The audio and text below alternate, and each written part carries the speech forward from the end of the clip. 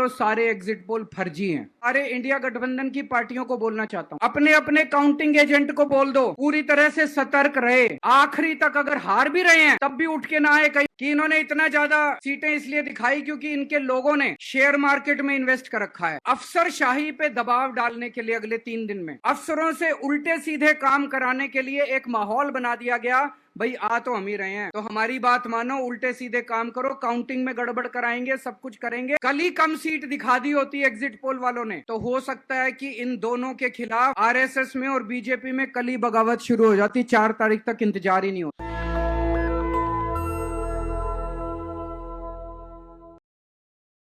माननीय supreme court ने मुझे 21 दिन की मोहलत दी थी। मैं तहे दिल से सुप्रीम कोर्ट का शुक्रिया अदा करना चाहता हूं, बहुत बहुत। उन्होंने चुनाव प्रचार करने के लिए मुझे ये मोहलत दी थी। 21 दिन कल पूरे हुए। अब यहां से मैं सीधा तिहाड़ जा रहा हूं। ये 21 दिन मेरे लिए बहुत विस्मरणीय है। मैंने एक भी मिनट खराब नहीं किया। रात दिन 24 घंटे देश को बचाने के लिए प्रचार किया है। केवल आम आदमी पार्टी के लिए प्रचार नहीं किया, सारी पार्टियों के लिए प्रचार किया। बंबई भी गया, भिवंडी भी गया, हरियाणा भी गया, उत्तर प्रदेश भी गया, पंजाब भी गया, जमशेदपुर भी गया। जहां मौका मिला, जहां जिसने बुलाया उसी के लिए प्रचार करने के लिए गया, देश बचाने के लिए। मेरे सामने देश था।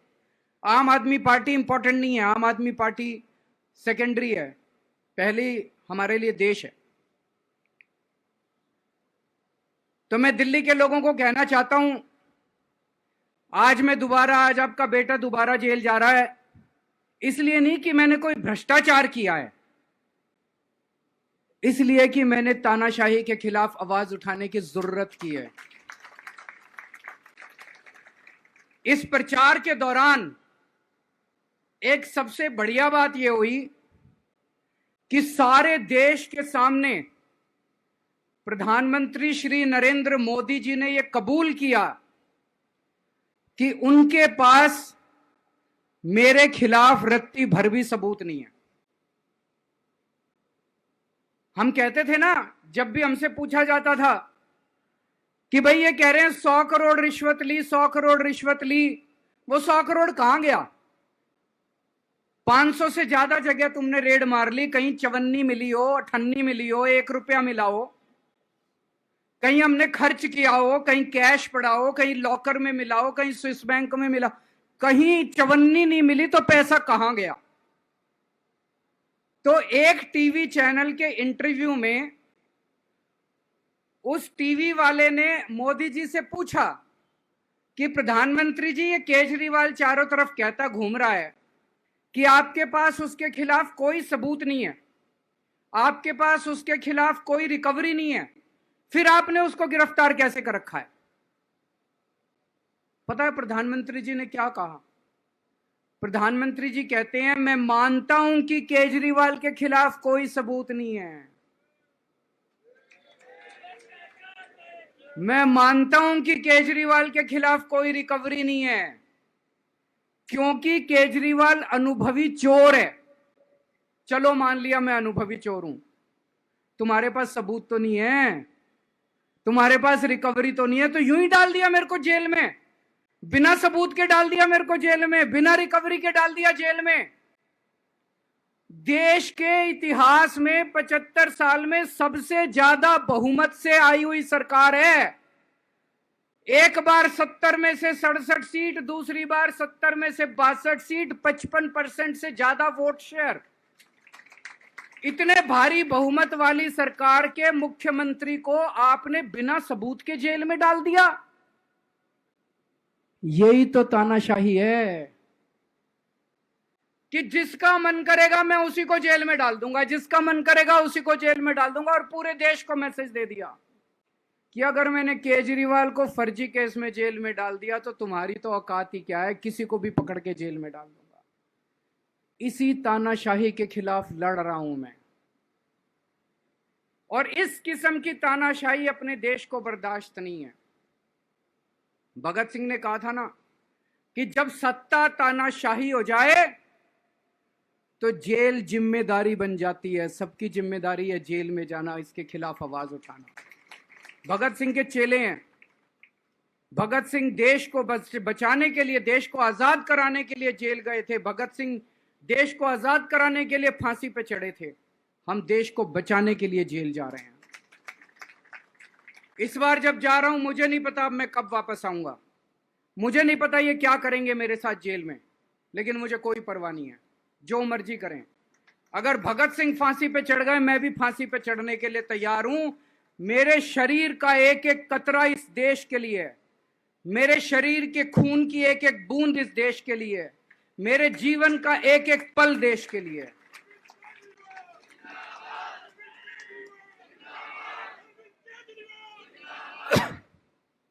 अभी मैं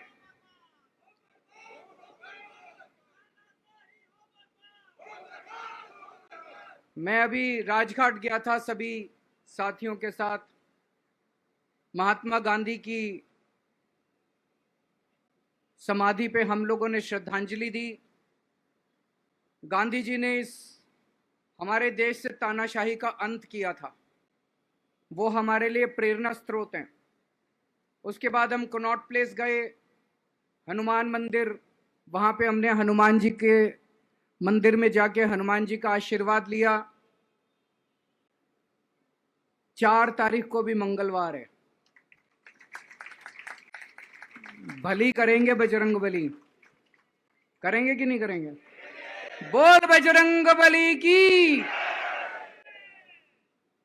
इनका नाश करेंगे, तानाशाहों का नाश करेंगे। अपने को किसी व्यक्ति विशेष से अपनी कोई दुश्मनी नहीं है, अपनी दुश्मनी तानाशाही से है। तानाशाही बर्दाश्त नहीं है अपने को। तो 4 तारीख को भी मंगलवार है और बजरंग बली का मेरे ऊपर, पार्टी के ऊपर बहुत आशीर्वाद है, देश के ऊपर बहुत आशीर्वाद है। मैं प्रार्थना करने गया था बजरंग बली को कि हे बजरंग बली, मेरे देश को बचा लो। अभी कल एग्जिट पोल आए हैं, मेरे से लिखवा लो, सारे एग्जिट पोल फर्जी हैं, बिल्कुल फर्जी हैं। एक एग्जिट पोल वाले ने राजस्थान में टोटल 25 सीट है, उसमें 25 में से 33 दे दिए उन्होंने बीजेपी को। ऊपर से आया होगा भाई बीजेपी को ज्यादा देने हैं, तो उसने कहा मोदी जी क्या याद रखोगे आप भी, आपको 25 में से 33 दे दिए।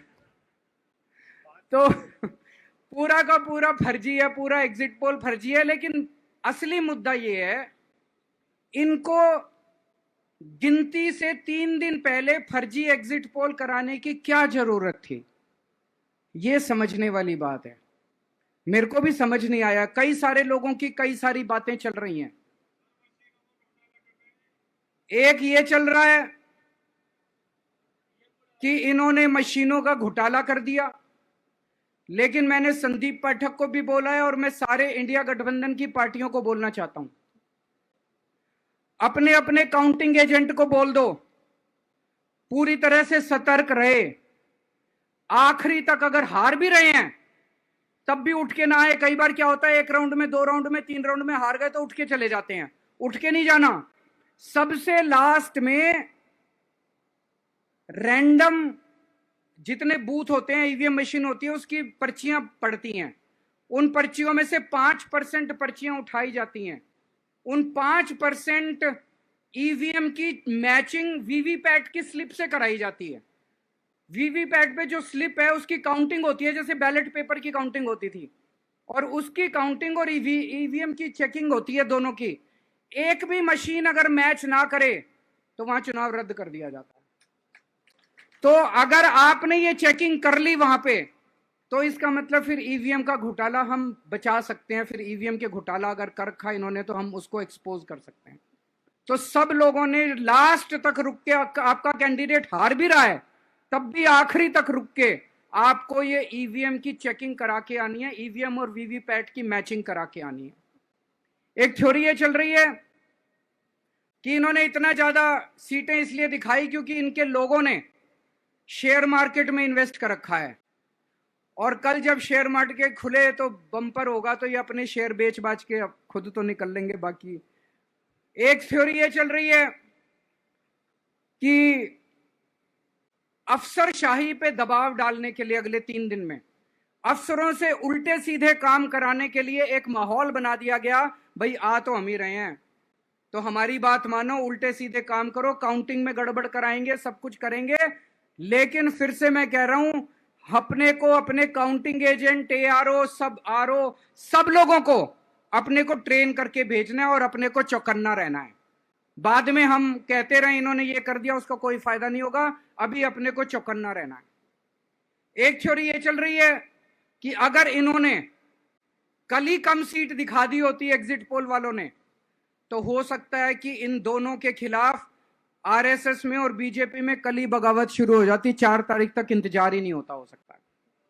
तो कई सारी थ्योरी चल रही हैं, लेकिन अपने को सतर्क रहना है, चौकन्ना रहना है। मेरा अपना मानना है कि 4 तारीख को इनकी सरकार नहीं बन रही है। ये एग्जिट पोल से घबराने की जरूरत ही नहीं है, माइंड गेम है इनका, माइंड गेम खेल रहे हैं। आपको डिस्करेज करने के लिए, डिप्रेशन में डालने के लिए बिल्कुल नहीं जाना। आप उससे जाओ कि आप जीत रहे हो, आप अपने उस कॉन्फिडेंस से जाओ कि आप जीत रहे हो, और आखिरी तक आपको बैठे रहना है, किसी भी हालत में बैठे रहना है आपको। हमें हर एक को लड़ना पड़ेगा। ये चुनाव किसी पार्टी का या किसी नेता विशेष का नहीं है। ये चुनाव इस देश को बचाने के लिए है, इस देश में जनतंत्र को बचाने के लिए है। जिसके लिए भगत सिंह, गांधी जी, सब लोग लड़े थे, वही माहौल आज है। जिस तरह से हमने अंग्रेजों को हटाया था, आज इस सत्ता को अपने को हटाना है। नेशनल दस्तक की आपसे गुजारिश है कि अगर इसको बचाना चाहते हैं तो नेशनल दस्तक को सब्सक्राइब करने के लिए रेड कलर के सब्सक्राइब बटन को दबाएं, फिर बेल आइकन की घंटी दबाएं। नेशनल दस्तक को बचाने के लिए बहुत जरूरी है कि हर खबर को शेयर करें, लाइक करें, कमेंट जरूर करें।